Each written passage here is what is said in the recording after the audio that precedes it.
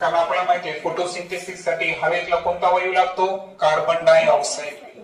मग हा carbon dioxide त्या वनस्पतीच्या पानावर लहान लहान जे छिद्र असतात, तर या छिद्राला म्हणू आपण स्टोमॅटा. काय म्हणू आपण याला? स्टोमॅटा. तर हा स्टोमॅटा जे आहे ना, हा डे टाइम मध्ये ओपन होतो. दिवसा काय होतो? ओपन होतो. आणि ओपन झाल्यावर तिथून काय होतो की CO2 एंटर करतो, परंतु CO2 आत जातो. अशा वेळेस त्या पानातून काय बाहेर पडतं बरं? H2O म्हणजे पाणी बाहेर पडतं. लक्षात येईल तुम्हाला काय सांगायला मी? की वनस्पती जी आहे ना, हे पाण्याचा काही प्रमाणात लॉस करतात. त्या लॉसला म्हणायचं ट्रान्सपायरेशन. काय म्हणायचं? ट्रान्सपायरेशन. आता ट्रान्सपायरेशन मुळे काय होतं की लक्षात आलं मी काय म्हणालो की दिवसा जेव्हा फोटोसिंथेसिसची प्रोसेस चालू असते, तर स्टोमॅटा मधून कोण एंटर करतो? CO2. हा वनस्पतीच्या पानामध्ये जातो, पण पाण्यातून कशाचा लॉस होतो? H2O म्हणजे पाण्याचा लॉस होतो. मग आता मला सांगा, वाळवंटामध्ये पाणी असतं का? मग पाणीच नाही, तर म्हणून काय नाही? पानच नाही. कारण पान राहिलं असतं तर बघ, आज आपण लर्न करेलो लिव्हिंग वर्ल्ड यामधलं सेकंड लेक्चर आपलं आहे. तर ऍडॅप्टेशन इन ॲक्वेटिक प्लांट्स. आता ॲक्वेटिक म्हणजे काय? जलीय वनस्पती म्हणून आपण त्याला. पाण्यामध्ये त्यांची ग्रोथ होते. आता पाण्यामध्ये पण ग्रोथ होण्याची दोन प्रकार आहेत. एक तर ते पाण्यावर तरंगतील, किंवा पाण्याखाली पण काय आहे? जमीन असते. समुद्राच्या तळाशी सुद्धा काय असते? जमीन म्हणजे माती आहे. त्या ठिकाणी सुद्धा, त्या मातीमध्ये सुद्धा त्यांची मूळ जी आहे जमिनीच्या आत जाऊ शकतात. म्हणजे अशा दोन शक्यता या ॲक्वेटिक प्लांटच्या असतात. तर मग काही असे ॲक्वेटिक प्लांट्स आहेत की firmly rooted in soil at the bottom. म्हणजे समुद्राच्या तळाशी. सपोज आपण एक कन्सिडर करू की हा पाण्याचा सरफेस आहे. सॉरी, वाटलेस मी कलर घेतो.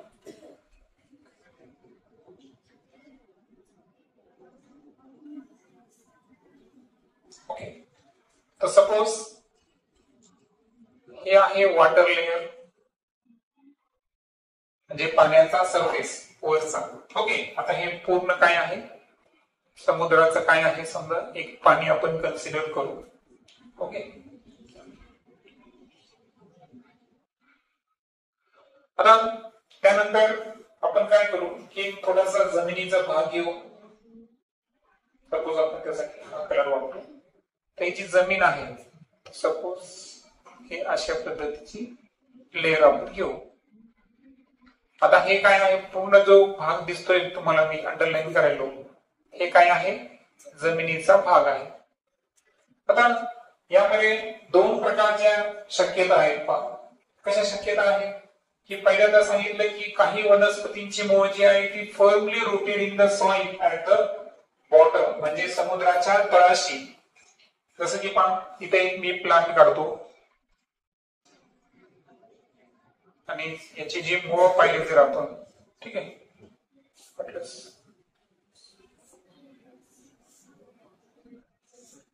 तर इथं अशी मूळ पसरलेली आहे आणि इथं हा प्लांट आहे. तर या प्लांटचं वैशिष्ट्य जर पाहिलं आपण, तर हा समुद्रामध्ये आहे, परंतु त्याची जी मूळ आहे ती कुठं आहे? समुद्राच्या खाली जी माती आहे तिथं रूटेड आहे. बरोबर. आता सेकंड एक्झाम्पल मध्ये जर पाहिलं आपण,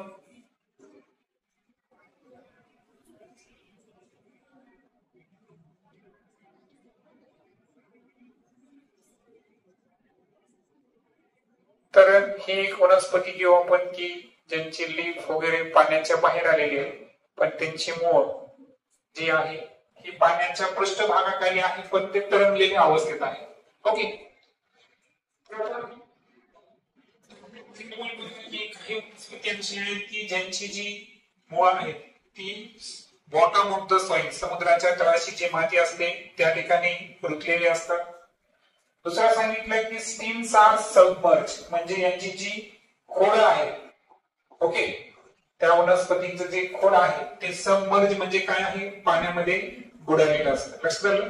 म्हणजे काही भाग पाण्याच्या वर आहे, पण मुख्य भाग जर पाहिला आपण स्टीम, ते कसं आहे, सबमर्ज म्हणजे पाण्याच्या आतमध्ये असतो.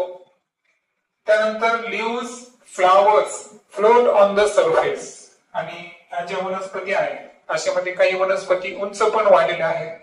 ओके, तर जसं की समजा आता हा एक प्लांट घेतला आपण, तर याची जी लीफ वगैरे आहेत ते आहे समुद्राच्या वर, पण स्टीम कसा आहे, सबमर्ज.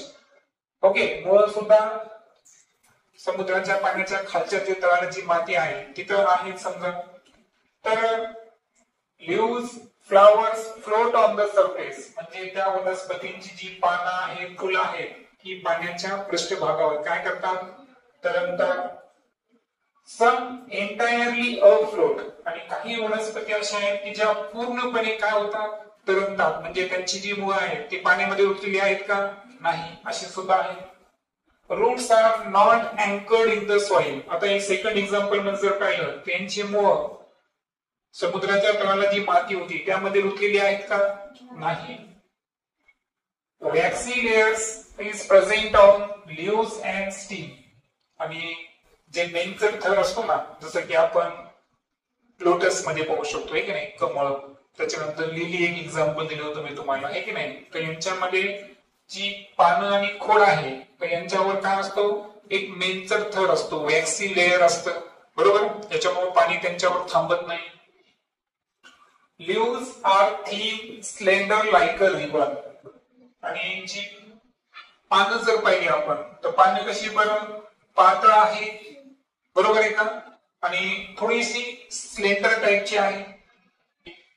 जी थिन आणि रिबन लाईक म्हणजे जी रिबन नसते का, ओके, त्या रिबन सारखी कशी आहे, ती पातळ आहे. ओके, अशा पद्धतीची लीफ असतात. This shape helps to withstand fast current of waters. पाण्यामध्ये तुम्हाला माहिती आहे तरंग येत असतात, हे ना, पाण्याच्या लाटा, त्याला आपण वॉटर करंट्स म्हणू. तर त्याच्या अगेन्स्ट, त्याच्या विरुद्ध फाईट करण्यासाठी अशा पद्धतीची रचना ही त्यांना काय होते, उपयोगी पडत असते. Air spaces is present in the stem and petioles which are useful for floating.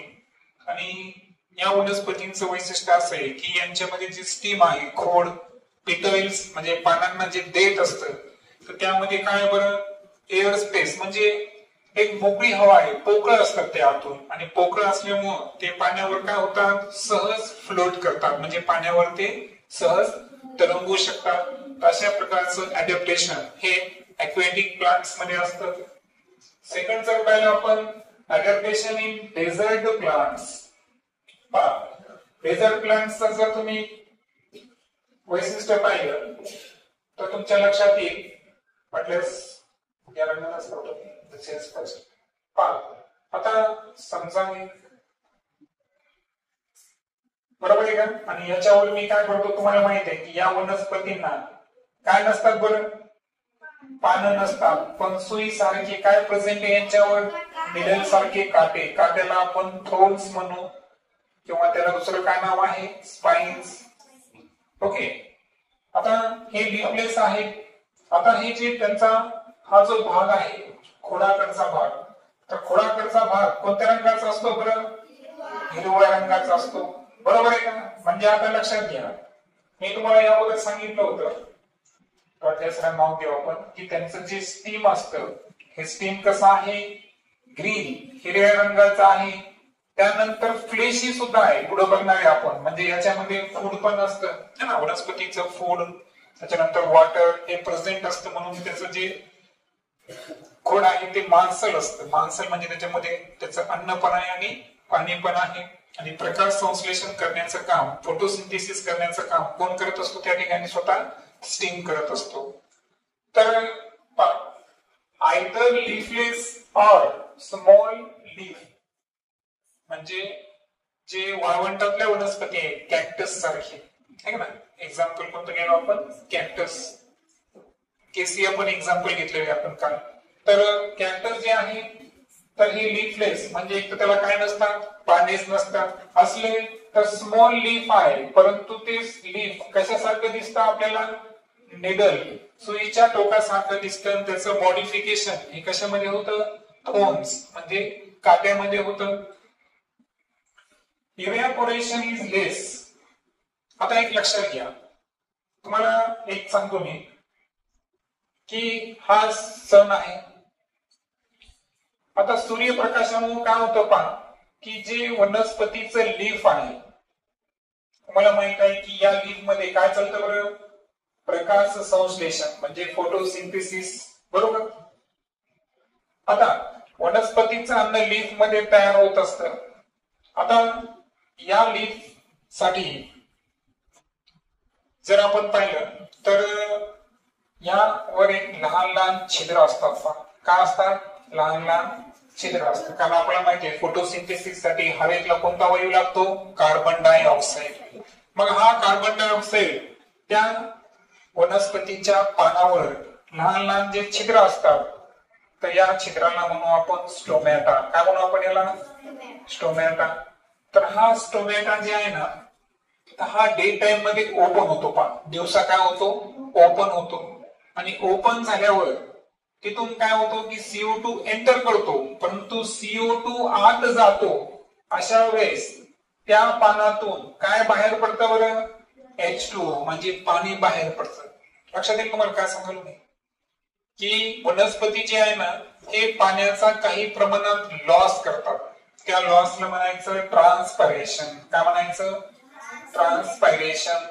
आता ट्रान्सपायरेशन मुळे काय होतं की लक्षात आलं मी काय म्हणालो की दिवसा जेव्हा फोटोसिंथेसिसची प्रोसेस चालू असते तर स्टोमॅटा मधून कोण एंटर करतो? CO2. हा वनस्पतीच्या पानामध्ये जातो, पण पाण्यातून कशाचा लॉस होतो? H2O म्हणजे पाण्याचा लॉस होतो. मग आता मला सांगा, वाळवंटामध्ये पाणी असतं का? पाणीच नाही, तर म्हणून काय नाही? पानच नाही. कारण पान राहिलं असतं, वाळवंटातल्या वनस्पतींना जर पान राहिलं असतं तर फोटोसिंथेसिस प्रोसेस मध्ये CO2 भेटला असता, परंतु वनस्पतीच्या पानांनी कशाचा लॉस केला असता? पाण्याचा लॉस केला असता. आता पाणी मुळातच त्यांना कमी भेटतं, पाण्याचा लॉस झाल्यावरती वनस्पती जगली असती का? नाही. मग तिने अडॅप्टेशन काय केलं की त्या वनस्पतीनं स्वतःच्या पानाचं रूपांतर कशामध्ये केलं? थोन्स मध्ये केलं. मग आता प्रकाश संश्लेषणासाठी कशाची आवश्यकता आहे? क्लोरोफिल. मग हे क्लोरोप्लास्ट कुठं आहे? तर त्यांच्या पानामध्ये आहे का? नाही. तर त्यांच्या कशामध्ये आहे? स्टेम. खोड जे आहे ना, या खोडामध्ये प्रेझेंट असतो क्लोरोप्लास्ट. म्हणजे मी तुम्हाला आतापर्यंत सांगितलं की बाकीच्या वनस्पतीमध्ये प्रकाश संश्लेषणाचं काम कोण करतो? लीफ. बरोबर आहे का? कारण त्याच्यामध्ये क्लोरोप्लास्ट प्रेझेंट असतं, वनस्पतीचं अन्न तिथं तयार होतं. परंतु जेव्हा आपण कॅक्टस सारख्या डेझर्ट प्लांट बद्दल बोलू तर त्यामध्ये लीफ नसतात, त्याचं मॉडिफिकेशन काट्यामध्ये आहे. आणि प्रकाश संश्लेषणाचं काम कोण करते? स्वतः स्टीम करते. ओके. म्हणून निवडुंगाचं खोड जे आहे ते कोणत्या रंगाचं आहे? हिरव्या रंगाचं. आणि ज्याही वनस्पतीचं खोड हिरव्या रंगाचं असेल तर समजायचं की प्रकाश संश्लेषण हे कोण करत आहे? त्याचं खोडच करत आहे. पान करत आहे का? पानं असली तर पानं, पण पानच नाही आणि खोड हिरवा आहे, याचा अर्थ प्रकाश संश्लेषणाचं काम कोण करायला? खोड करायला, स्टेम करायला. Stem is fleshy and green.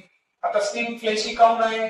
कारण त्याच्यामध्ये काय प्रेझेंट आहे? फूड, अन्न प्रेझेंट आहे, त्यानंतर वॉटर प्रेझेंट आहे. म्हणून अन्न आणि पाणी उपलब्ध आहे त्या ठिकाणी, म्हणून ते फ्लेशी म्हणजे मांसल स्वरूपाचं आहे आणि हिरव्या रंगाचं आहे. रूट्स पेनिट्रेट डीप और स्प्रेड अवे.